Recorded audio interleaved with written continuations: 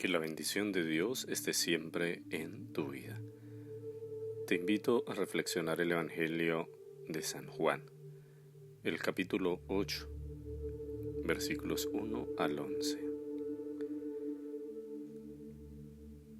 Jesús se fue al monte de los Olivos y de madrugada se presentó otra vez en el templo, y todo el pueblo acudía a él. Entonces se sentó y se puso a enseñarles. Los escribas y fariseos le llevan a una mujer sorprendida en adulterio y la ponen en medio y le dicen: Maestro, esta mujer ha sido sorprendida en flagrante adulterio. Moisés nos mandó en la ley a apedrear a estas mujeres. ¿Tú qué dices? Esto lo decían para tentarle, para tener de qué acusarlo. Pero Jesús, inclinándose, se puso a escribir con el dedo en la tierra. Pero como ellos insistían en preguntarle, se incorporó y les dijo: Aquel de vosotros que esté sin pecado, que le arroje la primera piedra. E inclinándose de nuevo, escribía en la tierra.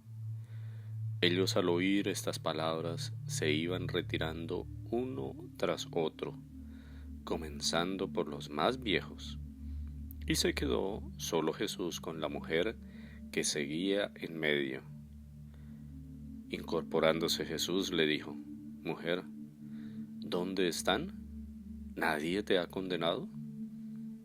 Ella respondió: Nadie, Señor.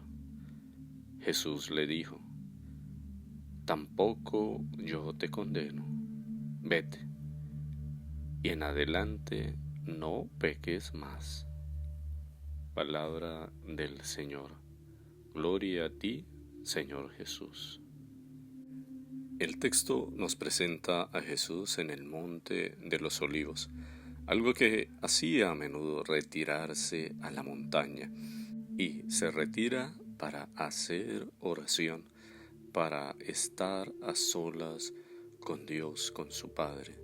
A menudo los evangelios nos hablan de esta realidad de Jesús. No hacía oración en el templo, sino en la montaña.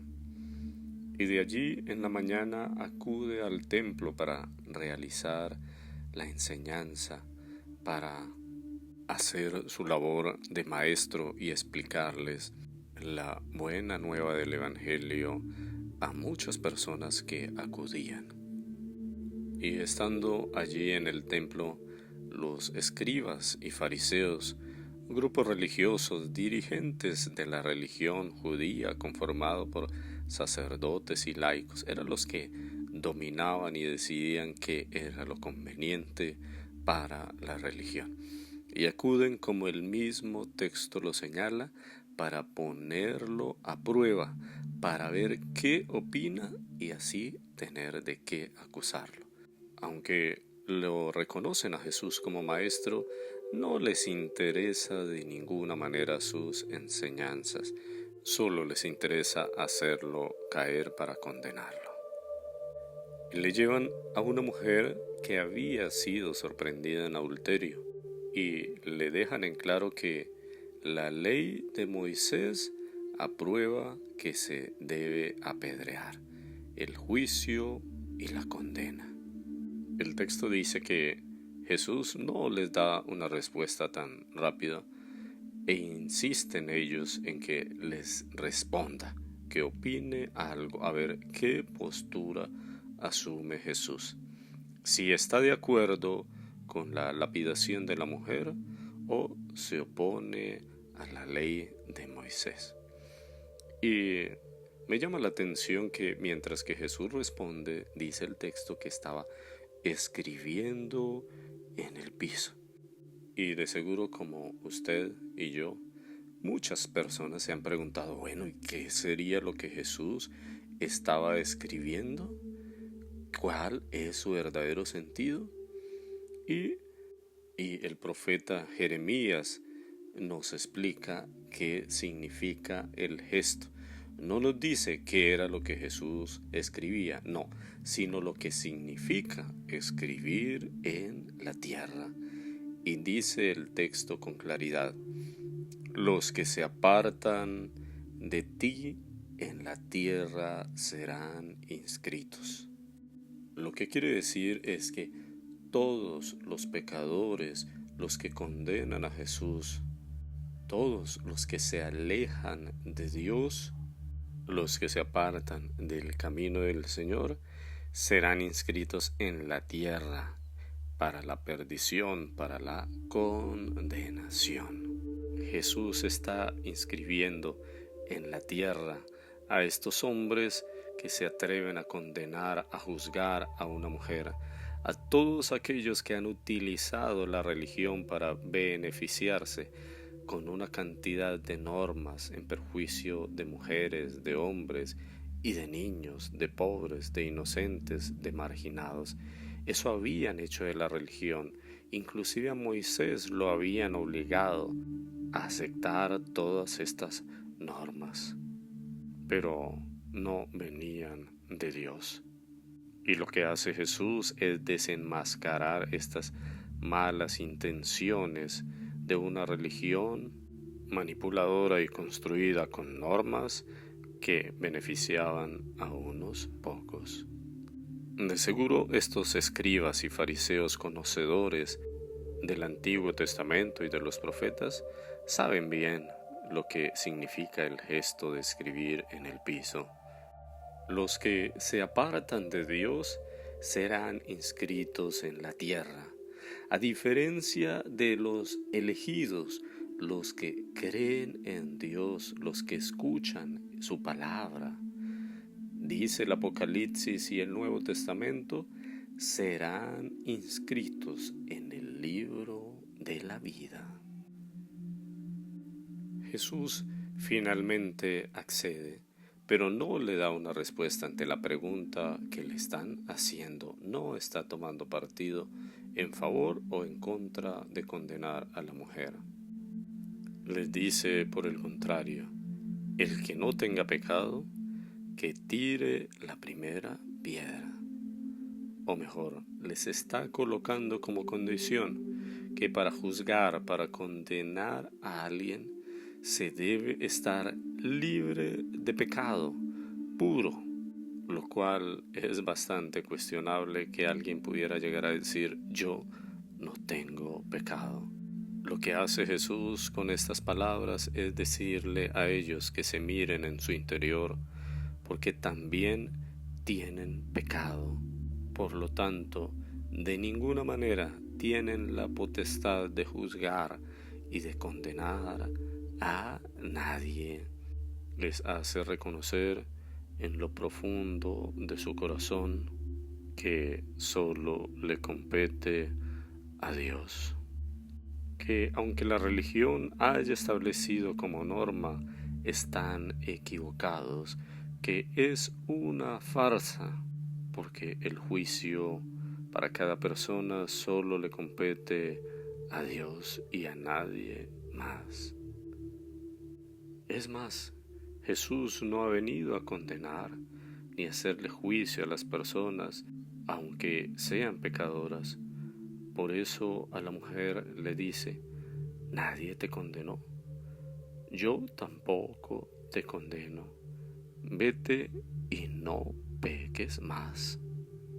Jesús no juzga a esta mujer, no la condena, pero la invita a la conversión, le invita a que cambie su manera de proceder.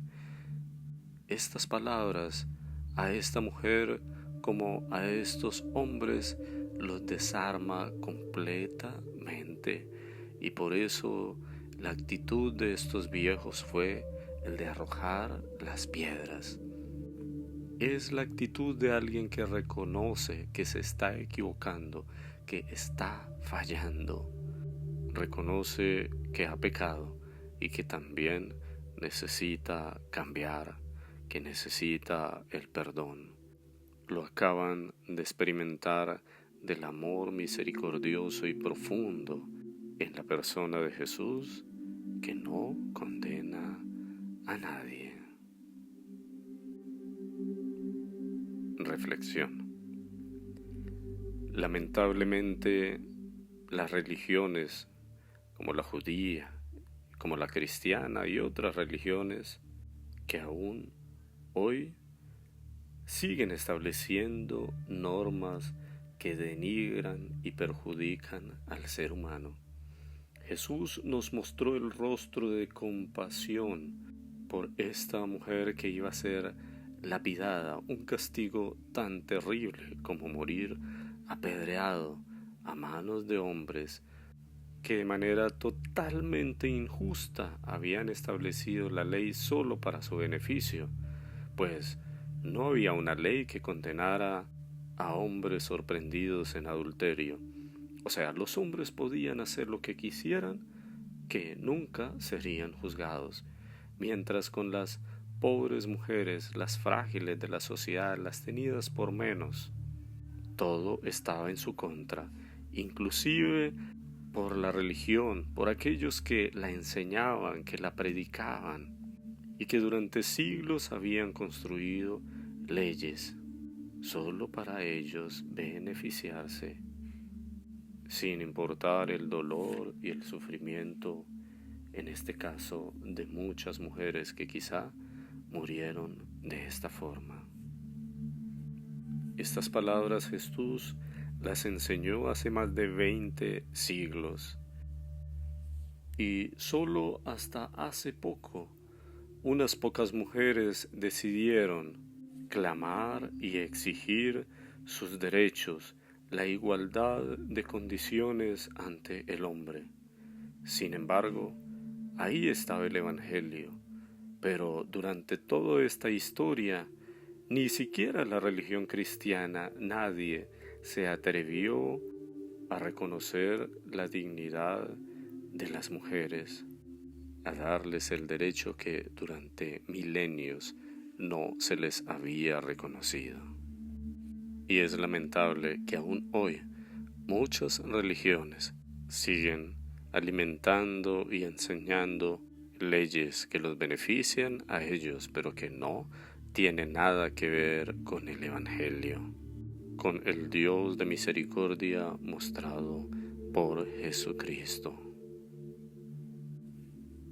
También nos dice que el creernos sin pecado no nos da el derecho de juzgar, de condenar a los demás, por muy pecadores que sean. Es algo que debemos dejarle a Dios.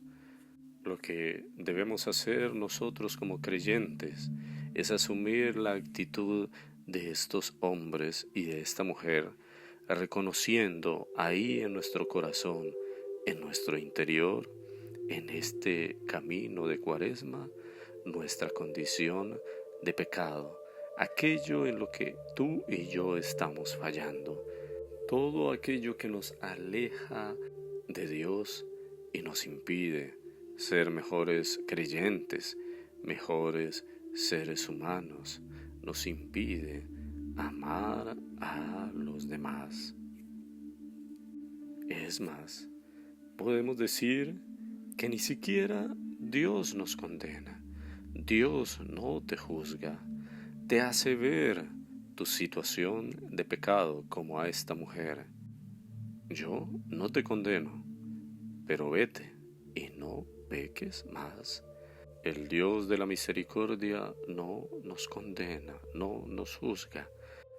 Nos invita a vernos en nuestro corazón toda aquella realidad de pecado, esforzándonos en ser mejores cada día, en convertirnos como preparación para celebrar la vigilia pascual. Y a ti que me escuchas, te invito para que en actitud de oración vayas y de rodillas delante del Santísimo reconozcas todos tus pecados que te alejan de Dios. Pero también quizá tu actitud de en algún momento haberte creído tan bueno, que no necesitas de los demás, que no necesitas de la misericordia y el perdón de Dios. Que Dios te dé esta capacidad de reconocer y de iniciar ese proceso de conversión, de transformar tu vida para en adelante no pecar más, o al menos en esforzarte en dejar cada día el pecado. Amén. Te invito para que compartas esta reflexión con otras personas y no olvides suscribirte a el canal de YouTube. Dios te bendiga.